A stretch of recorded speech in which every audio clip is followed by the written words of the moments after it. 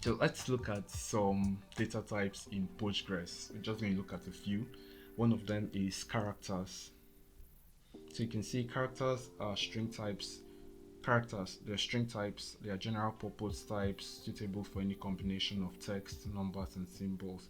So what this means is we can use characters to store things like titles of movies or title of books, the name of a person, the description, anything that has text or combination of text and numbers. You can use characters to store them.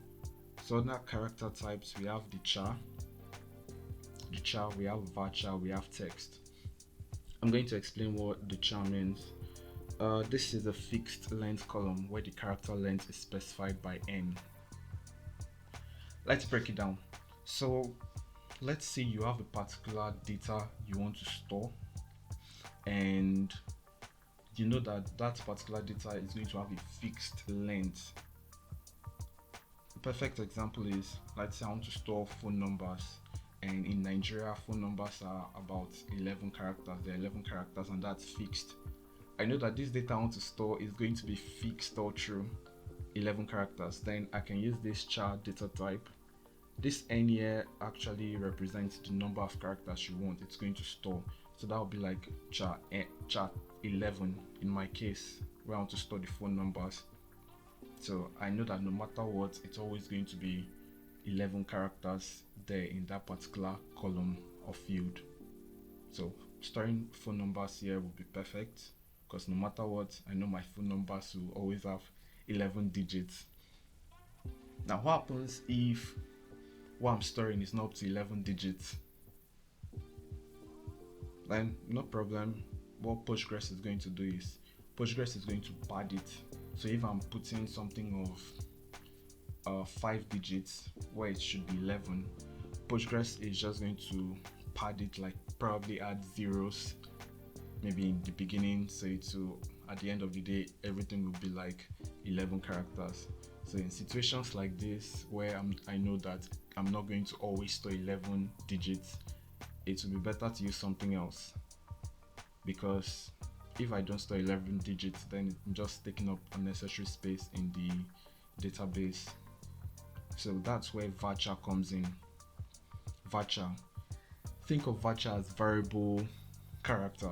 So it's variable length, it's not fixed, and all you need to do is specify the maximum length. So that n, the n here is just going to represent the maximum length. Okay, let's say I want to store phone numbers, still phone numbers, but maybe phone numbers in different countries. Now I'm not focusing on Nigeria. I know that the phone numbers for other countries could have different lengths. Some could be 8, some could be 12, 13. In this particular case, varchar will be perfect. It will be perfect in the sense that if I can just specify the maximum length, like that n, the n here represents the maximum length, like no matter what, it shouldn't exceed this length. It can be less, no problem, but it shouldn't exceed that length. So if someone is inputting a phone number of 8 characters, then that's fine. It's not going to take up unnecessary space in the database. There'll be no padding. Postgres will understand that, oh okay, for this particular one it is 8 digits, oh this other one has 9, this other one has 10, and it's okay as long as it doesn't exceed 15. So that's how it works. So that's why most of the time you see people using varchar. I see people use varchar a lot in their database. So it's better, except you're really sure that the characters you need should not be below or above that length, then you can use char.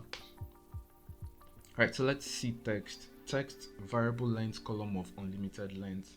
This one said unlimited length. You do not know how long the value you're going to be inputting there will be, so it's best to use text. Now this is perfect for description. Maybe you have a movie database. And you're storing the title of the movie.